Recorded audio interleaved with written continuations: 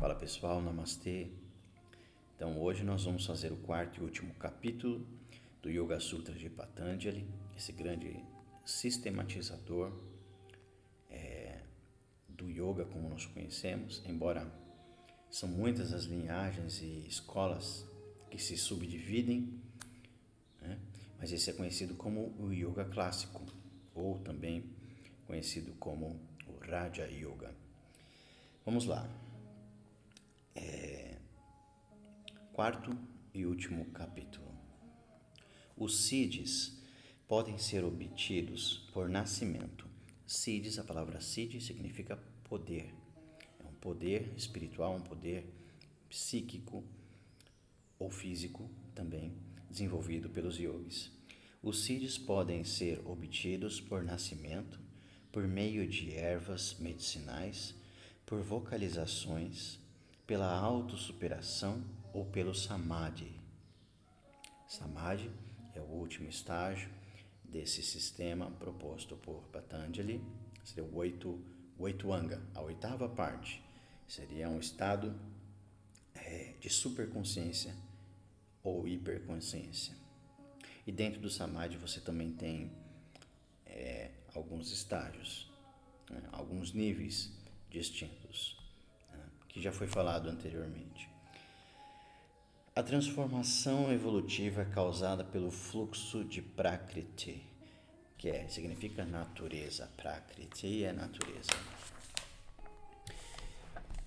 As ocorrências incidentais não são as causas diretas da transformação evolutiva, mas atuam na remoção dos obstáculos às tendências da natureza, assim como o agricultor remove os obstáculos do riacho para que as águas sigam seu curso natural. Asmita, que é a noção do eu, é a causa primal dos vários aspectos da consciência. Embora tenhamos vários aspectos de Citta, todos são emanados de um único. Dentre todos, aqueles nascidos da meditação não têm resíduos kármicos. Para o yogin, o karma não é branco nem negro. Para os demais, é de 3 tipos.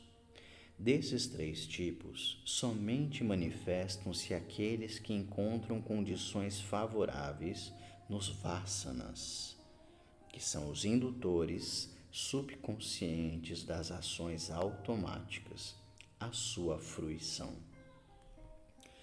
Devido aos samskaras e as memórias deles serem idênticos, eles têm uma relação ininterrupta, apesar de serem separados por tipo, local e tempo. Eles, os samskaras, não têm princípio, pois o desejo de viver é eterno. Como os samskaras são mantidos juntos devido a causa, efeito, essência e suporte, a eliminação destes conduz à daqueles. O passado e o futuro são da mesma natureza e as diferenças entre eles são devidas às condições temporais de suas características. Elas, as características, são manifestadas ou sutis conforme os gunas. A objetivação dos elementos decorre da unicidade do processo evolutivo. Sob estruturas diferentes, Citta adquire noções discrepantes a respeito de um mesmo conceito ou objeto. No entanto, a existência de um objeto não depende da percepção de um único Citta. O objeto deixaria de existir se não fosse percebido. O objeto é conhecido ou desconhecido para a consciência, dependendo do colorido com que a impregne. impregne. Os Chitta Vrittis são sempre conhecidos pelo seu senhor, o Purusha, porque ele é imutável.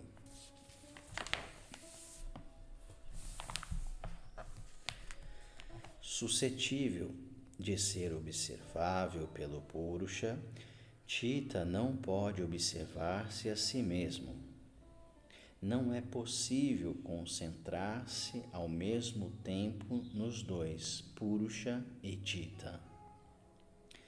Se a percepção de um Chitta fosse realizada por outro Chitta, resultaria um interminável conhecimento do conhecimento, assim como a confusão da memória. Quando o Chitta se detém e não reflete nenhum objeto, passa a refletir o Vedor, que é imutável, e isso conduz ao autoconhecimento.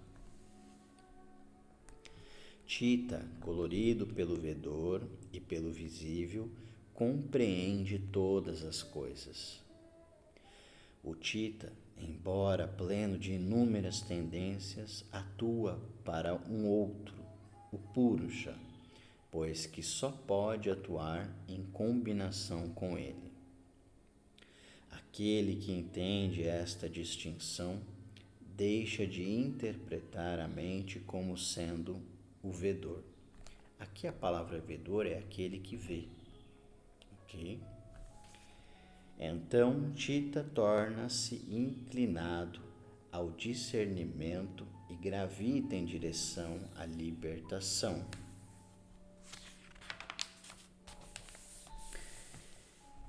Intermitentemente surgem pensamentos dispersivos devidos aos samskaras.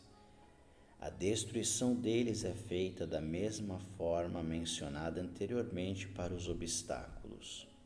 Aquele que renunciar até ao próprio interesse em obter o estado de hiperconsciência recebe como resultado da perfeita discriminação o samadhi denominado Dharma Megha.